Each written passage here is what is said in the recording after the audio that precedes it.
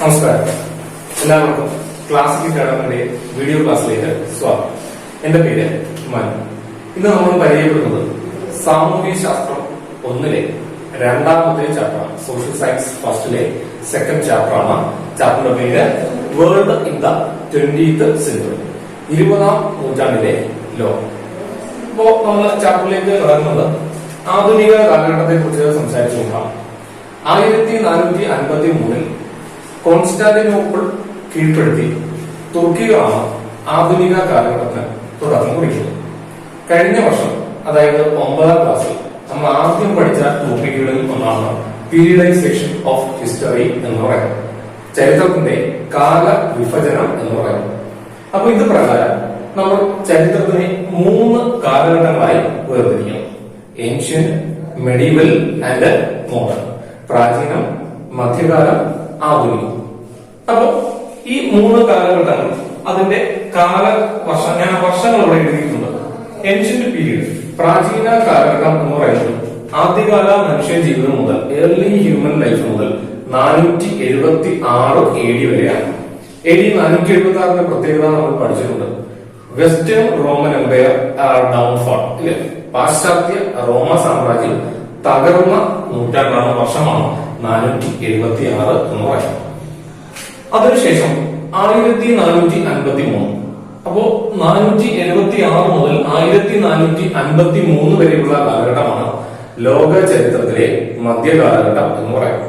നമ്മൾ ആദ്യം പഠിച്ചത് ലോക ചരിത്രമാണ്. ചരിത്രം 2 രീതിയിലുള്ള ചരിത്രം നമുക്ക് പഠിക്കാനുണ്ട്: ഇന്ത്യൻ ചരിത്രവും അതേപോലെ തന്നെ ലോക ചരിത്രവും. അപ്പൊ ഇതിനകത്ത് നമ്മൾ ഈ പറയുന്ന കാലഘട്ടങ്ങൾക്ക് ചെറിയ വ്യത്യാസമുണ്ട്. ലോക ചരിത്രത്തിലെ മധ്യകാലഘട്ടം എന്ന് പറയുന്നത് 5 മുതൽ 15 വരെയുള്ള നൂറ്റാണ്ടുകളാണ്. അതാണ് 476 മുതൽ 1453 എന്ന് പറയുന്നത്. 1453 പ്രത്യേകത, അത് ഈസ്റ്റേൺ റോമൻ എംപയറിന്റെ തകർച്ചയുടെ കാലഘട്ടമാണ്. 1453 തുർക്കികള് കോൺസ്റ്റാന്റിനോപ്പിൾ ആക്രമിച്ചു. ഈ കോൺസ്റ്റാന്റിനോപ്പിൾ എന്ന് പറയുന്ന സ്ഥലം അല്ലെങ്കിൽ നഗരം, അത് ഈസ്റ്റേൺ റോമൻ എംപയറിന്റെ തലസ്ഥാനമാണ്. നമ്മൾ കഴിഞ്ഞ വർഷം പഠിച്ചിട്ടുള്ളതാണ്. 1453 മുതൽ ഇന്ന് നമ്മൾ ജീവിച്ചിരിക്കുന്ന 2020 വരെയുള്ള വർഷങ്ങളാണ് ആധുനിക കാലഘട്ടം എന്ന് വിശേഷിപ്പിക്കുന്നത്. 1453 അതായത് 15ാം നൂറ്റാണ്ട് മുതൽ ഇന്ന് നമ്മൾ ജീവിച്ചിരിക്കുന്ന 21ാം നൂറ്റാണ്ട് വരെ ആധുനിക കാലഘട്ടമാണ്. ഇനി അതേപോലെ തന്നെ ഇന്ത്യൻ ചരിത്രവും. ഇന്ത്യൻ ചരിത്രത്തിൽ നമ്മൾ 8 മുതൽ 18 വരെയുള്ള നൂറ്റാണ്ടുകളാണ് മധ്യകാലഘട്ടം എന്ന് പറയുന്നത്. അപ്പൊ കഴിഞ്ഞ വർഷം നമ്മൾ ഇന്ത്യൻ ചരിത്രത്തെ കുറിച്ചുള്ള പാഠങ്ങൾ പഠിച്ചിരുന്നു. അതേപോലെ തന്നെ ഈ വർഷവും നമുക്ക് ഈ 2 തരത്തിലുള്ള ചരിത്രങ്ങൾ പഠിക്കാനുണ്ട്: ലോക ചരിത്രവും അതേപോലെ തന്നെ ഇന്ത്യൻ ചരിത്രവും. ആദ്യത്തെ 2 പാഠം, ഒന്നാമത്തെ പാഠം റവല്യൂഷനെ കുറിച്ചുള്ളതാണ്, വിപ്ലവങ്ങളെ കുറിച്ചുള്ളതാണ്. ഓൾറെഡി അതിന്റെ ചാപ്റ്ററുകൾ നമ്മുടെ വീഡിയോകൾ അപ്ലോഡ് ചെയ്തിട്ടുണ്ട്. അതിനുശേഷം ഇന്ത്യൻ ഹിസ്റ്ററിയുമായി ബന്ധപ്പെട്ട ചാപ്റ്റർ, ആധുനിക ഇന്ത്യൻ ചരിത്രവുമായി ബന്ധപ്പെട്ട പാഠങ്ങൾ നമുക്ക് ഈ വർഷം പഠിക്കാനായിട്ടുണ്ട്. അപ്പൊ നമ്മുടെ ചാപ്റ്റർ ആരംഭിക്കുന്ന പേര് 20ാം നൂറ്റാണ്ടിലെ ലോകം എന്നുള്ളതാണ്. അപ്പോ ഒരു നൂറ്റാണ്ട് എന്നാൽ 100 വർഷം. നമുക്കറിയാം, ഒരു സെഞ്ചുറി എന്ന് പറയുന്നത് 100 വർഷമാണ്. ഇവിടെ നമ്മൾ 20ാം നൂറ്റാണ്ടിനെ കുറിച്ചാണ് സംസാരിക്കുന്നത്. 1901 മുതൽ 2000 വരെയുള്ള വർഷങ്ങളെ, ആ 100 വർഷങ്ങളെയാണ് നമ്മൾ 20ാം നൂറ്റാണ്ട് എന്ന് വിശേഷിപ്പിക്കുന്നത്. 1901 മുതൽ 2000 വരെയുള്ള വർഷങ്ങൾ. അപ്പോൾ ഈ 100 വർഷങ്ങളിൽ നടന്ന, നമ്മൾ ഈ പറയുന്ന 100 വർഷങ്ങളിൽ നടന്ന ഏറ്റവും പ്രധാനപ്പെട്ട ചില സംഭവങ്ങളെ ഉൾക്കൊള്ളിച്ചുകൊണ്ട് തയ്യാറാക്കിയിരിക്കുന്ന ചാപ്റ്ററാണ് ഈ 2ാമത്തെ പാഠം. അപ്പൊ നമുക്ക് ചാപ്റ്ററിന്റെ ഉൾവശങ്ങളിലേക്ക് കടക്കാം. എന്തൊക്കെയാണ് ചാപ്റ്ററിലെ പ്രധാനപ്പെട്ട ടോപ്പിക്കുകൾ എന്ന് നോക്കാം.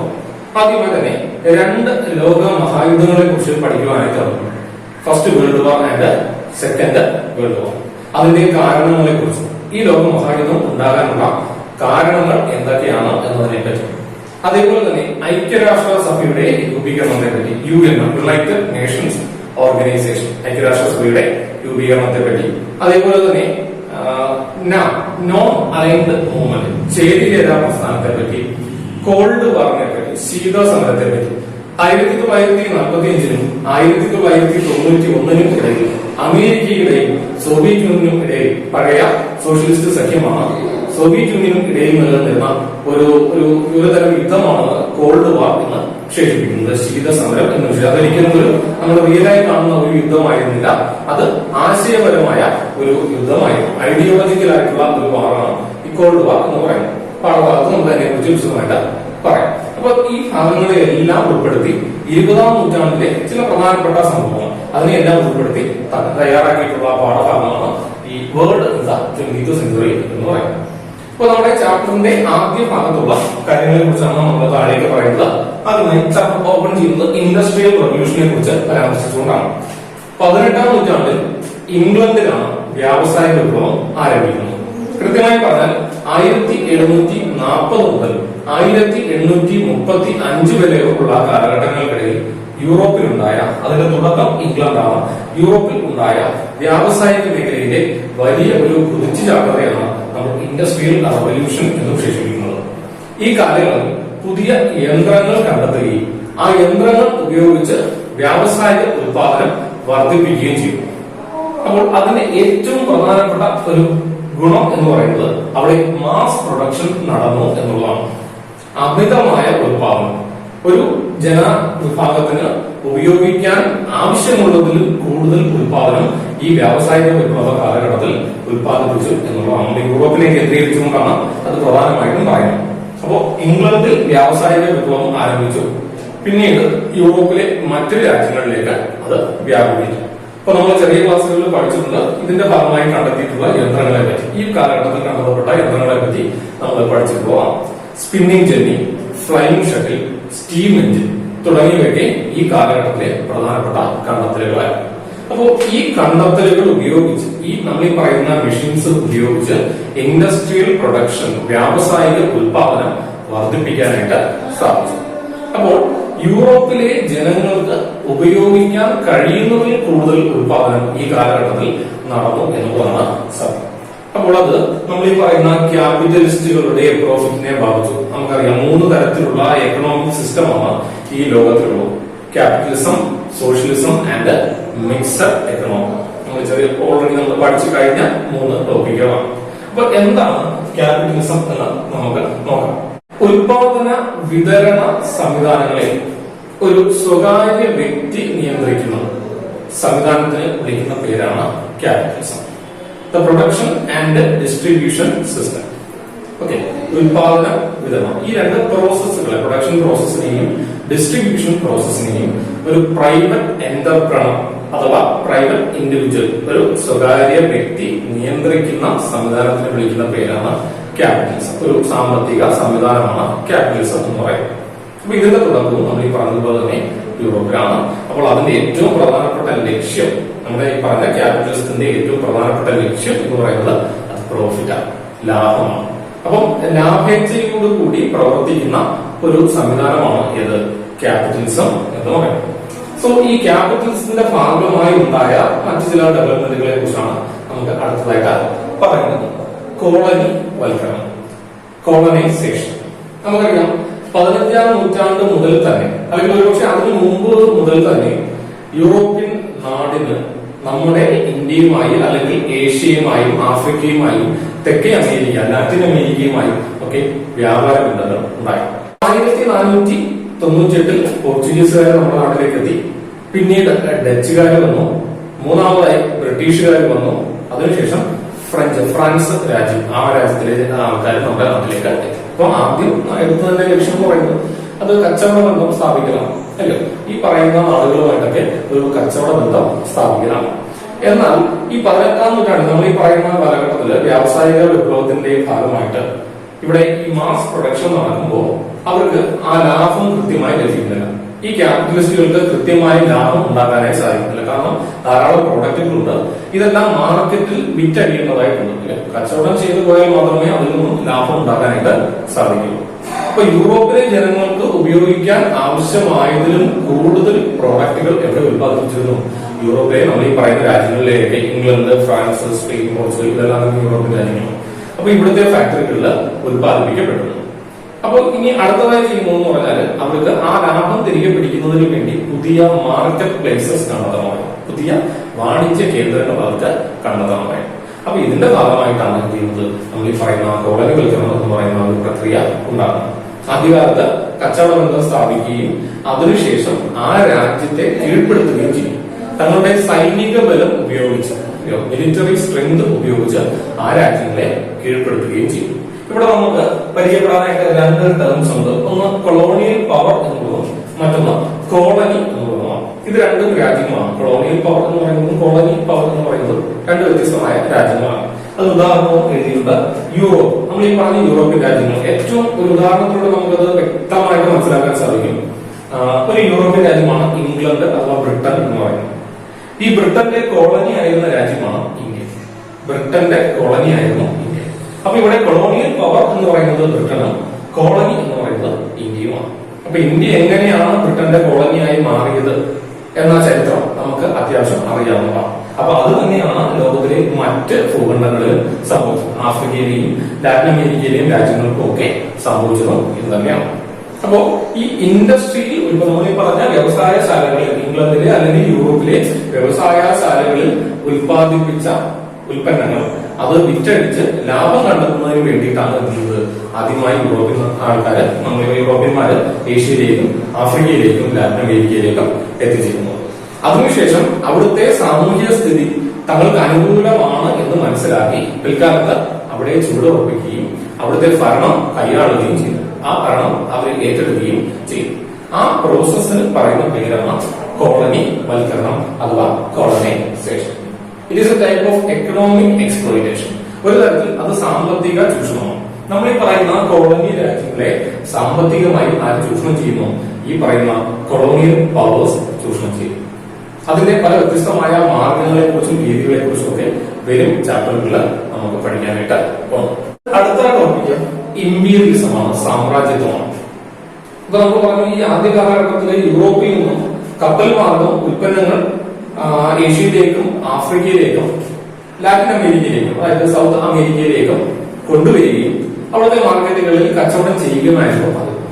എന്നാൽ യൂറോപ്പിലെ വ്യവസായശാലകൾക്ക് ആവശ്യമായ അസംസ്കൃത വസ്തുക്കളുടെ ലഭ്യത അവിടെ വളരെ കുറവായിരുന്നു. റോ മെറ്റീരിയൽസ് ഉണ്ടെങ്കിൽ മാത്രമേ പ്രോഡക്റ്റുകൾ നിർമ്മിക്കാനായി സാധിക്കൂ. അപ്പോൾ അങ്ങനെ ഒരു ലക്ഷ്യവും പിൽക്കാലത്ത് ഈ കോളനിവൽക്കരണത്തിന് പിന്നിൽ ഉണ്ടായിരുന്നു. നമുക്ക് അത് വ്യക്തമായി മനസ്സിലാക്കാൻ സാധിക്കും.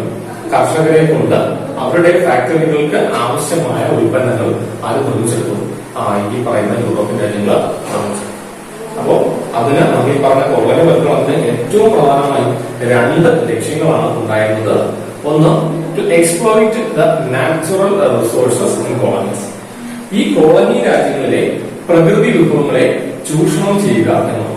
അപ്പൊ നമ്മൾ ഈ പറഞ്ഞ റോ മെറ്റീരിയൽസ് ഒരു റിസോഴ്സ് ആണ്. അപ്പൊ അത് ചൂഷണം ചെയ്യാം. അത് വളരെ തുച്ഛമായ വിലയ്ക്ക് ഇവിടെ നിന്ന് വാങ്ങിക്കൊണ്ട് പോകാം. അതൊരു പ്രയോജനമാണ്. മറ്റൊന്ന്, വളരെ ഉയർന്ന വിലയ്ക്ക്, വളരെ കൂടിയ വിലയ്ക്ക് എന്ത് ചെയ്യാൻ സാധിക്കും? ഈ പ്രോഡക്റ്റുകൾ ഇവിടെ വിറ്റഴിക്കാൻ പറ്റും. ഈ മാർക്കറ്റുകളിൽ, ഈ കോളനിയിലെ മാർക്കറ്റുകളിൽ വിറ്റഴിക്കാൻ സാധിക്കും. അതുകൂടാതെ പിൽക്കാലത്ത് സംഭവിച്ച ഏറ്റവും പ്രധാനപ്പെട്ട ഒരു കാര്യം എന്ന് പറയുന്നത് ഇമ്പീരിയലിസമാണ്, സാമ്രാജ്യത്വമാണ്. അപ്പോ ഒരു 18ാം നൂറ്റാണ്ട് ആ കാലഘട്ടത്തിലേക്ക് നമ്മൾ ഈ പറഞ്ഞ ക്യാപിറ്റലിസം ഒക്കെ ഡെവലപ്പ് ചെയ്തതിനു ശേഷം കോളനി രാജ്യങ്ങളിൽ ട്രേഡ് യൂണിയനുകൾ ശക്തിപ്രാപിക്കും. തൊഴിൽ സംഘടനകൾ, തൊഴിലാളി സംഘടനകൾ ശക്തിപ്രാപിക്കും.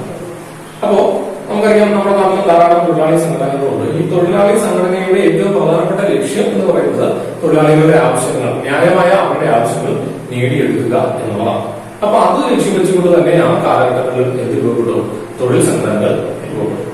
അപ്പോ ഈ തൊഴിൽ സംഘടനകളുടെ ഏറ്റവും പ്രധാനപ്പെട്ട ആവശ്യം, അവരുടെ ഏറ്റവും പ്രധാനപ്പെട്ട ആവശ്യങ്ങളിൽ ഒന്നാണ് ശമ്പള വർധന എന്ന് പറയുന്നത്, വേതന വർധന എന്ന് പറയുന്നത്. കൂടുതൽ സമയം ജോലി ചെയ്യുമായിരുന്നു, അല്ലെങ്കിൽ ജോലി ചെയ്യിക്കുമായിരുന്നു. 16 മുതൽ 20 മണിക്കൂർ വരെ തുടർച്ചയായി തൊഴിലാളികളെ കൊണ്ട് ഈ ഫാക്ടറികളിൽ ജോലി എടുപ്പിച്ചത്. അപ്പോൾ അതിനാവശ്യമായ ഒരു ശമ്പളം ആരവകാശപ്പെടുന്നു? തൊഴിലാളികൾ അവകാശപ്പെടും. അതിനുവേണ്ടി അവിടെ തൊഴിൽ സംഘടനകൾ രൂപപ്പെടുകയും ക്യാപിറ്റലിസ്റ്റുകളുടെ ലാഭം കുറയുകയും ചെയ്യും. അങ്ങനെ ശമ്പളം കൂടുതൽ കൊടുക്കുമ്പോൾ ഇവിടെ നമ്മൾ പറയുന്ന മുതലാളിമാരുടെ ശമ്പളം, അവരുടെ വരുമാനം അതിൽ വലിയ ലാഭത്തിൽ വലിയ കുറവ് ഉണ്ടാകും. ഈ നഷ്ടം പരിഹരിക്കുന്നതിന് വേണ്ടി പിൽക്കാലത്ത് കോളനി രാജ്യങ്ങളിൽ വ്യവസായ സ്ഥാപനങ്ങൾ ആരംഭിച്ചു. യൂറോപ്പിൽ ഉണ്ടായിരുന്ന വ്യവസായ ശാലകളുടെ അതേ രീതിയിലുള്ള വ്യവസായ സ്ഥാപനങ്ങൾ എവിടെയും ആരംഭിക്കപ്പെട്ടു? കോളനി രാജ്യങ്ങളിലും ആരംഭിക്കപ്പെട്ടു. അങ്ങനെ അതിന്റെ ഭാഗമായി ഓരോ നാടുകളിൽ, ഏഷ്യയിലെയും ആഫ്രിക്കയിലെയും തെക്കേ അമേരിക്കയിലെയും നാടുകളിൽ ഇങ്ങനെയുള്ള ഫാക്ടറികൾ സ്ഥാപിക്കപ്പെടുകയും അപ്പൊ അതിലൂടെയുള്ള അവരുടെ ലാഭം, നമ്മൾ ഈ പറയുന്ന ക്യാപിറ്റലിസ്റ്റുകളുടെ ലാഭം എന്ന് പറയുന്നത് ഉൽപ്പന്നങ്ങൾ കപ്പൽ വഴി, നമ്മൾ ഈ പറഞ്ഞ റോ മെറ്റീരിയൽസ് കളക്ട് ചെയ്ത് അത് കപ്പൽ വഴി യൂറോപ്പിലേക്ക് കയറ്റി അയക്കണം. പിന്നീട് അവിടുന്ന് തിരിച്ച് കപ്പൽ മാർഗം തന്നെ എന്ത് ചെയ്യണം? ഫിനിഷ്ഡ് പ്രോഡക്റ്റുകളാക്കി കൊണ്ടുവരണം. അപ്പൊ ആ ചിലവ് ലാഭിക്കാൻ സാധിക്കും. ആ യാത്ര അങ്ങോട്ടും ഇങ്ങോട്ടുമുള്ള ആ കപ്പൽ മാർഗമുള്ള ആ ഒരു ചിലവ്, അതിലൂടെ ഉണ്ടാകുന്ന ആ ഒരു ചിലവ് അവർക്ക് ലാഭിക്കാനായിട്ട് സാധിക്കും. അപ്പൊ ഇത് ലക്ഷ്യം വെച്ചുകൊണ്ട് കോളനി രാജ്യങ്ങളിൽ എന്താരംഭിക്കപ്പെട്ടു? വ്യവസായ സ്ഥാപനങ്ങൾ പിൽക്കാലത്ത് ആരംഭിക്കപ്പെട്ടു. അങ്ങനെ വലിയ അളവിലുള്ള ഫിനാൻസ് ക്യാപിറ്റൽ, മൂലധന നിക്ഷേപം, ഫിനാൻസ് ഇൻവെസ്റ്റ്മെന്റ്, ക്യാപിറ്റൽ ഇൻവെസ്റ്റ്മെന്റ് എവിടെ ഉണ്ടായി? നമ്മൾ ഈ പറയുന്ന കോളനി രാജ്യങ്ങളിൽ ഉണ്ടായി. ഒരു വലിയ ഫ്ലോയാണ് അവിടെ നിന്നും, യൂറോപ്പിൽ നിന്നും നമ്മൾ ഈ പറഞ്ഞ ക്യാപിറ്റലിസ്റ്റുകളായിട്ടുള്ള ആൾക്കാർ അവരുടെ സമ്പത്ത്, അവരുടെ പൈസ അവരെവിടെ നിക്ഷേപിച്ചു? ഈ കോളനി രാജ്യങ്ങളിൽ നിക്ഷേപിച്ചു. Distinctive phase of flow of finance capital, അങ്ങനെയാണ് നമ്മുടെ പുസ്തകത്തിൽ പറയുന്നത് അല്ലെ. മൂലധന നിക്ഷേപത്തിന്റെ ഒരു വലിയ ഒഴുക്കാണ് പിൽക്കാലത്ത് യൂറോപ്പിൽ നിന്നും എങ്ങോട്ടുണ്ടായത്? നമ്മൾ ഈ പറയുന്ന കോളനി രാജ്യങ്ങളിലേക്ക് ഉണ്ടായത്. ഏഷ്യയിലെയും ആഫ്രിക്കയിലെയും തെക്കേ അമേരിക്കയിലെയും കോളനികളിൽ ഉണ്ടാകും. ആ സംവിധാനത്തിന് വിളിക്കുന്ന പേരാണ് ഇമ്പീരിയലിസം അഥവാ സാമ്രാജ്യം. ആ ഒരു പ്രക്രിയയ്ക്ക് വിളിക്കുന്ന പേരാണ് സാമ്രാജ്യം. അടുത്തതായി നമ്മൾ പറയാൻ പോകുന്നത് സാമ്രാജ്യത്വത്തിലൂടെ യൂറോപ്യൻ ശക്തികൾക്കുണ്ടായ നേട്ടങ്ങളെ പറ്റിയാണ്. അല്ലെങ്കിൽ ഇങ്ങനെ ഫിനാൻസ് ക്യാപിറ്റൽ കോളനികളിൽ ഇൻവെസ്റ്റ് ചെയ്യുന്നത് മൂലം എന്ത് പ്രയോജനമാണ് ഈ ക്യാപിറ്റലിസ്റ്റ് രാജ്യങ്ങൾക്ക് ഉള്ളത്, അല്ലെങ്കിൽ യൂറോപ്യൻ ശക്തികൾക്ക് ഉള്ളത് എന്നതിനെ പറ്റിയാണ്. ആദ്യം അവൈലബിലിറ്റി ഓഫ് റോ മെറ്റീരിയൽസ്. നമ്മൾ നേരത്തെ പറഞ്ഞതാണ് അസംസ്കൃത വസ്തുക്കളുടെ ലഭ്യത അല്ലെ. ധാരാളം കാർഷിക വൃത്തി ചെയ്ത് ജീവിക്കുന്ന ജനങ്ങളുള്ള ഒരു നാടാണ് ഇത് നമ്മൾ ഈ പറയുന്ന കോളനി രാജ്യം. ഇന്ത്യക്ക് അതിന് ഏറ്റവും വലിയ ഉദാഹരണമായിരുന്നു ആ ഒരു കാലഘട്ടം. അപ്പോൾ റോ മെറ്റീരിയൽസ്, ഫാക്ടറികൾക്ക് ആവശ്യമായ അസംസ്കൃത വസ്തുക്കൾ എവിടെ ഉത്പാദിപ്പിക്കാൻ സാധിക്കും? ഈ കോളനികളിൽ ഉത്പാദിപ്പിക്കാനായിട്ട് സാധിക്കും. രണ്ട്, മാർക്കറ്റ്സ് ഫോർ സെല്ലിംഗ് പ്രോഡക്ട്സ്. ഈ ഉത്പാദിപ്പിക്കുന്ന വസ്തുക്കൾ അത് അവിടെ തന്നെ, അതാത് മാർക്കറ്റുകളിൽ തന്നെ എന്ത് ചെയ്യാൻ പറ്റും? വിറ്റഴിക്കാനായിട്ട് സാധിക്കും. ഒരുപാട് ദൂരം ഒന്നും കൊണ്ടുപോകേണ്ട ആവശ്യമില്ല. അപ്പോൾ അത് ആ മാർക്കറ്റിൽ തന്നെ എന്ത് ചെയ്യാം? വിറ്റഴിക്കാനായി സാധിക്കും. അതിലൂടെ ഉണ്ടാകുന്ന ലാഭം. മൂന്ന്, ചീപ്പ് ലേബർ. ജനസംഖ്യ കൂടിയ രാജ്യങ്ങളാണ് ആ ഒരു കാലഘട്ടത്തിൽ. അതുകൊണ്ട് തന്നെ അവിടെ ധാരാളം ലേബർ, അവൈലബിലിറ്റി ഓഫ് ലേബർ, തൊഴിലാളികളുടെ ലഭ്യത വളരെ കൂടുതലാണ്. വളരെ തുച്ഛമായ ശമ്പളത്തിൽ ജോലി ചെയ്യാൻ അവർക്ക് സാധിക്കും, അല്ലെങ്കിൽ അവർക്ക് തയ്യാറായി. അപ്പോൾ ചീപ്പ് ലേബർ എന്നുള്ളത് മറ്റൊരു അഡ്വാൻറ്റേജ് ആണ്. നാലാമതായി ലോ കോസ്റ്റ് ഇൻ പ്രൊഡക്ഷൻ. വളരെ തുച്ഛമായ ഒരു തുക മാത്രമേ എന്തിനാവശ്യമായി വരുന്നുള്ളൂ? ഈ ഉൽപാദനത്തിന് ആവശ്യമായി വരുന്നു. അപ്പോ ഇതെല്ലാം തന്നെ ക്യാപിറ്റൽ ഇൻവെസ്റ്റ്മെന്റ്, മൂലധന നിക്ഷേപം ഈ കോളനി രാജ്യങ്ങളിൽ നടത്തുന്നതിന് ഈ മുതലാളിമാരെ, ക്യാപിറ്റലിസ്റ്റുകളെ സ്വാധീനിച്ച ഘടകങ്ങളാണ്. എങ്ങനെയാണ് സാമ്രാജ്യത്വം കോളനികളെ ബാധിച്ചത് എന്നതിനെ പറ്റിയാണ്. ഏത് രീതിയിലാണ് സാമ്രാജ്യത്വം കോളനി രാജ്യങ്ങളെ ബാധിച്ചത്? ആദ്യമായി traditional economic system wide destroy. പ്രാചീനമായ പരമ്പരാഗതമായ സാമ്പത്തിക സംവിധാനങ്ങൾ തകർക്കപ്പെട്ടു. ഓരോ നാടിനും, നമ്മൾ ഈ പറയുന്ന കോളനി രാജ്യങ്ങൾക്ക് അതിന്റേതായ ഒരു സാമ്പത്തിക സംവിധാനം, സാമ്പത്തികമായ ഒരു രീതി ഉണ്ടായിരുന്നു. അപ്പോൾ ഈ യൂറോപ്യന്മാരുടെ വരവോടുകൂടി ആ സാമ്പത്തിക സംവിധാനം തന്നെ തകർക്കപ്പെട്ടു. നാണയ വ്യവസ്ഥിതികൾക്ക് മാറ്റമുണ്ടായി. അങ്ങനെയുള്ള ഒരുപാട് സാമ്പത്തികമായ രംഗങ്ങളിൽ ഉണ്ടായ ഒരുപാട് മാറ്റങ്ങൾ. രണ്ട്, administrative and judicial systems were replaced.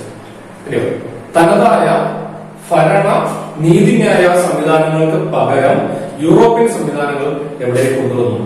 ഈ പറയുന്ന കോളനികളിൽ കൊണ്ടുവന്നു, അല്ലെങ്കിൽ അവിടുത്തെ ജനങ്ങൾക്ക് മുകളിൽ അടിച്ചേൽപ്പിച്ചു. നിർബന്ധിച്ച് അത് അനുസരിക്കാൻ അവർ ബാധ്യസ്ഥരായി മാറും. അടുത്തതായി കൊമേഴ്സ്യലൈസേഷൻ ഓഫ് അഗ്രികൾച്ചർ. കൃഷിയുടെ വാണിജ്യവൽക്കരണം. അപ്പോൾ ഈ ഭാഗത്ത് കാർഷിക ഉൽപ്പന്നങ്ങൾ, കാർഷിക മേഖലയിലുണ്ടായ ഒരു മാറ്റത്തെ കുറിച്ചാണ് പറയുന്നത്.